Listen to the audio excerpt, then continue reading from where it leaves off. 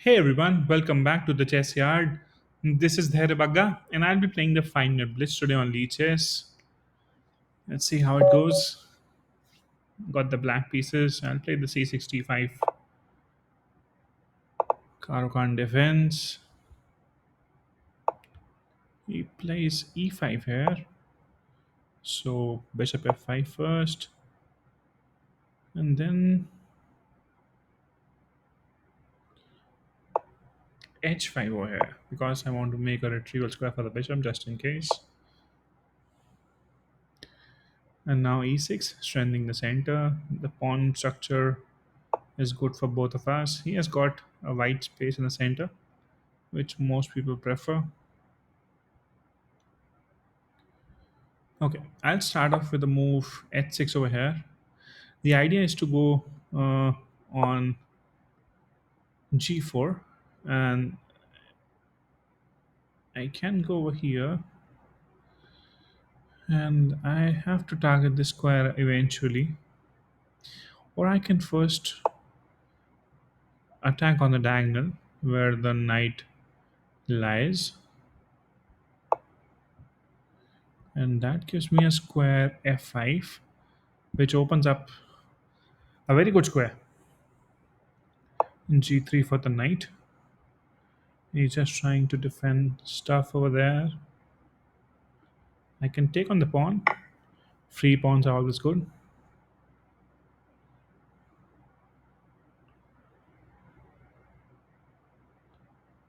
Yep. Idea is to move the pawn to h4 here and then plant my knight. Okay, so I don't think the knight is doing much over here, just that he's trying to protect uh, the e4 once I move back my bishop.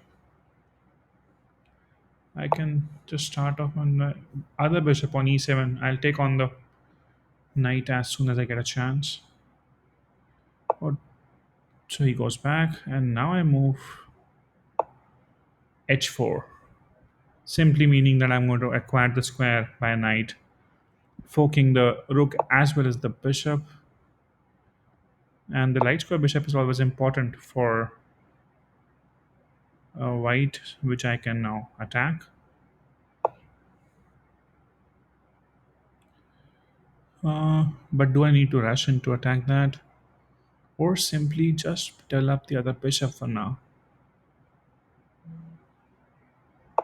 The knight sits pretty comfortable there. I don't want to touch it. All and his bishop is inactive.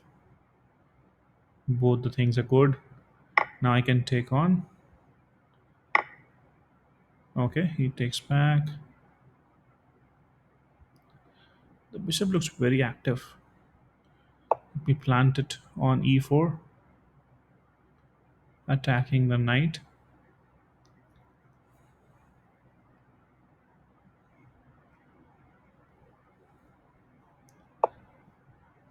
Okay, he's trying to take.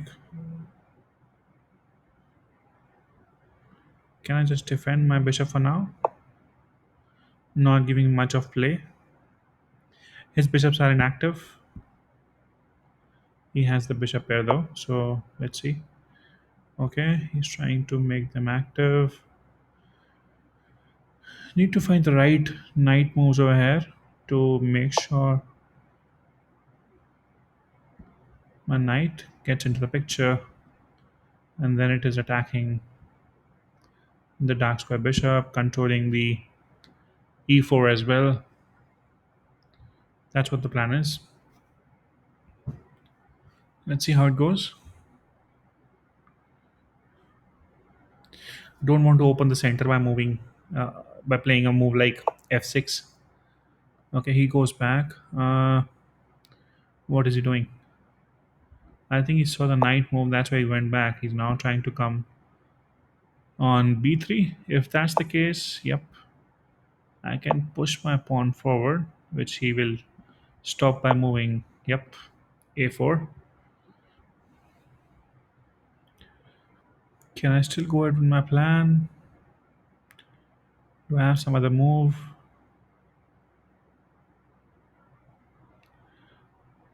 If I go, my center gets spoiled. I don't want to do that.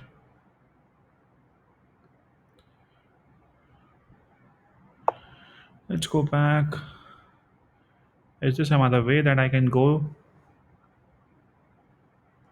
Nope, this doesn't work. Oh, let's exchange the knights. That would be helpful. I can then acquire the square, offering him knight for exchange. If he doesn't, I acquire the good square with the knight or with the bishop. Either is good. Uh, Knight looks more effective somehow. I don't know, because I am threatening rook as well as the bishop.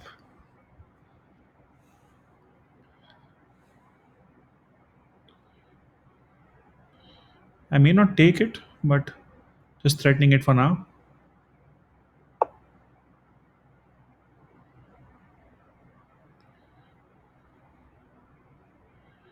Let's go back.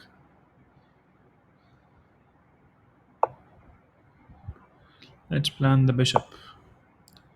Everything looks pretty solid. Now, for him to exchange the bishop, he needs to walk in first. Okay.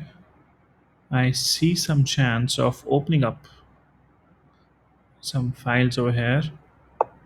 Remember, I haven't castled in the game yet, so I can castle any point of time I feel like.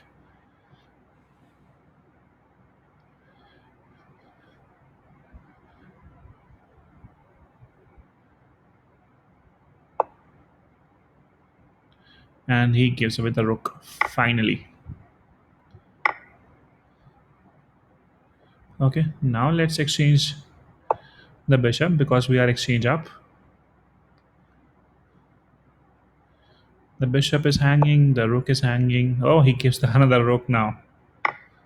Nice, we got both the rooks. He can take on the pawn, it's okay. Let's take his pawn first. He takes back. Pin the bishop. And trying to create some activity for the queen, attacking the bishop now with multiple pieces.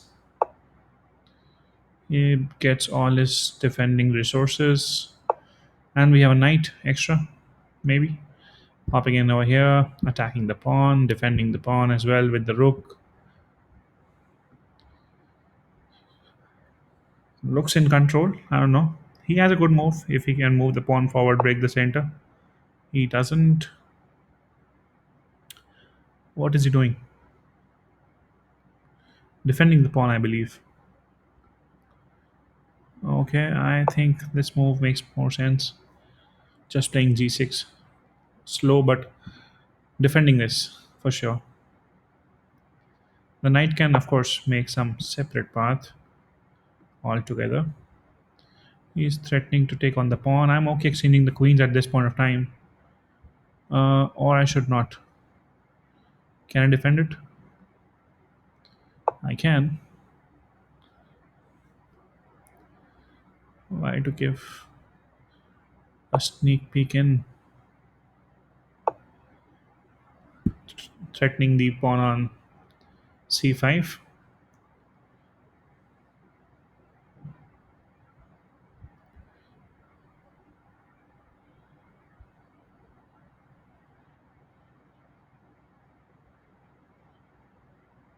Haven't castled, but the king is still safe.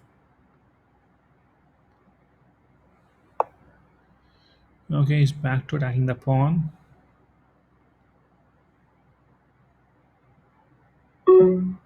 Okay, losing out on time again. Let's make some move with the knight. Some faster moves. He's adding some extra defense over there. Do I need to castle? I don't know. Okay, that's fine.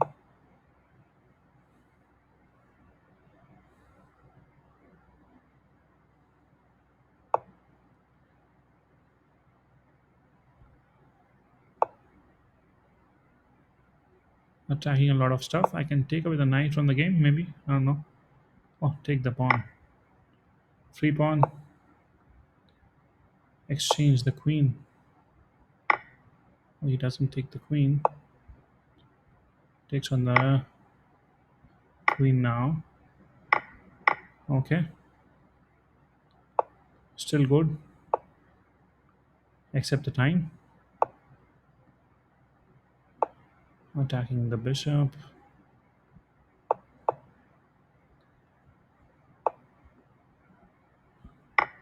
Have to take.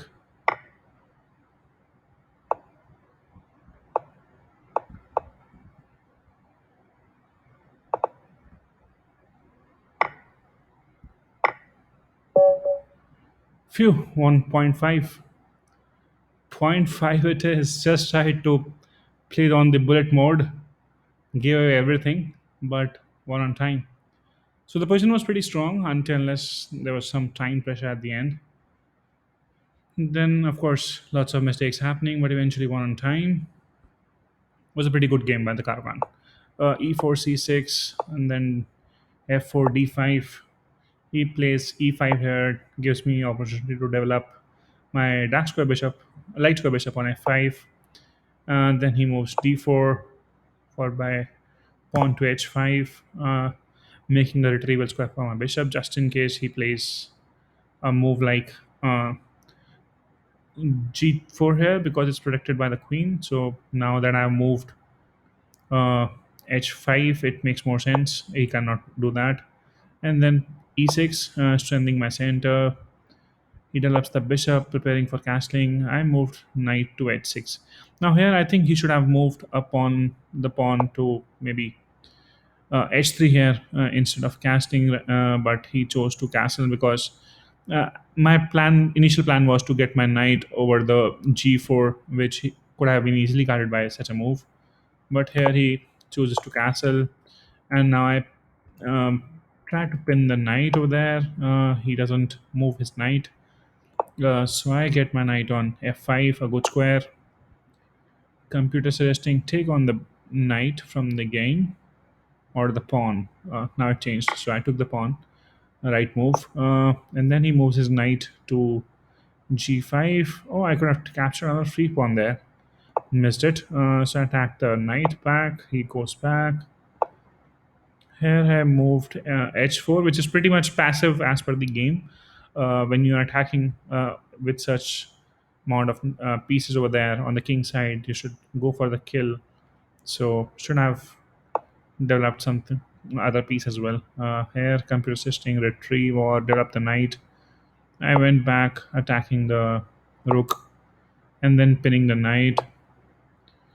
Uh, he tries to remove the pin, but I took on the knight. He takes back with the pawn, making sure that his other bishop is also inactive. Uh, the light square bishop is already inactive because of the pawn chain that black already had in the game. Uh, so all these squares are guarded with the pawns. So the bishop cannot go anywhere. If he goes here, the bishop is standing. So that's a threat. So the bishop is pretty much inactive over there. I now moved e4. He tries to attack the bishop. So I get it back with the knight. So and then he develops his bishop. I move knight to d7 finally, making sure my development is done at least. And then knight to b6. So he spotted the knight move, and that's why he guarded the c4 square with his bishop. So I moved a5, which was of course followed by a4, not letting me push the bishop away. So I found out another route for the knight, and in the process he started moving his pawn forward, and it didn't break the center. Ideally he should have went to capture on the pawn, opening some queen side so that he can probably get his rook, the inactive rook, and as well as the queen into the attack, which were basically not doing it much over there. So I took this as an opportunity to move knight to h7, and after h7 he goes back with his knight again for a couple of pieces. And then I went back and planted my bishop on e4, create pressure and maintain that for a longer period of time. I opened up the B file, but he doesn't capture and gives away the rook. Now this was again bad.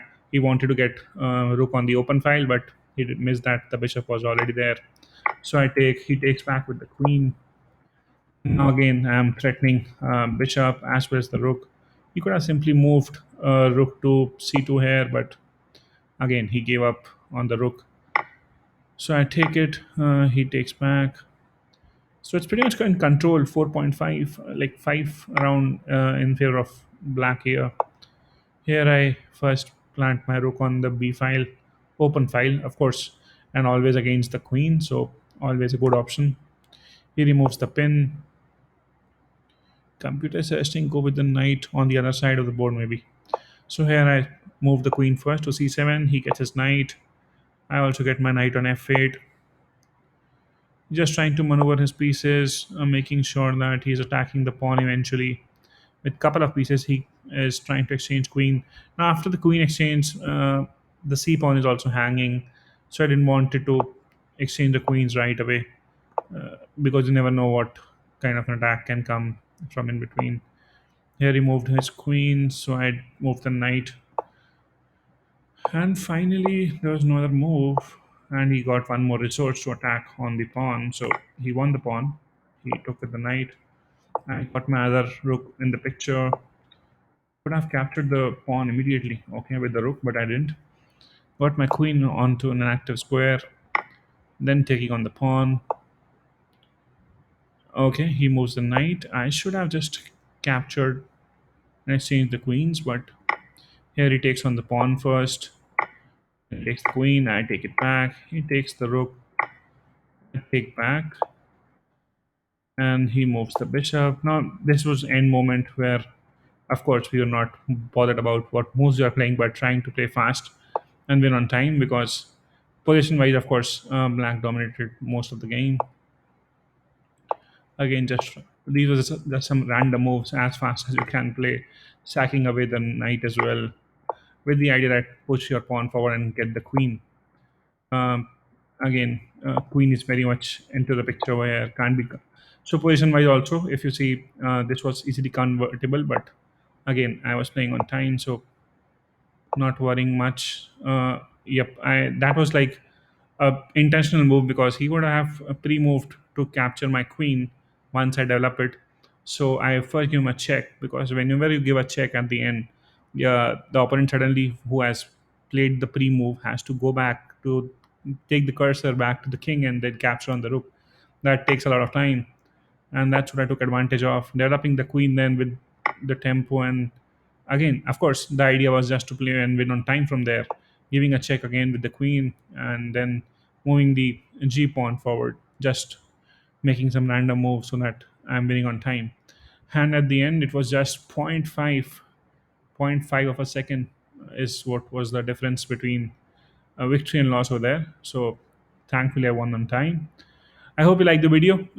Lots of interesting moves were there, creating some pressure on the king side. That building pressure and maintaining the pressure on the king side was pretty important. Um and yeah, win on time as well. Uh, Take win victories whenever you get, however you get.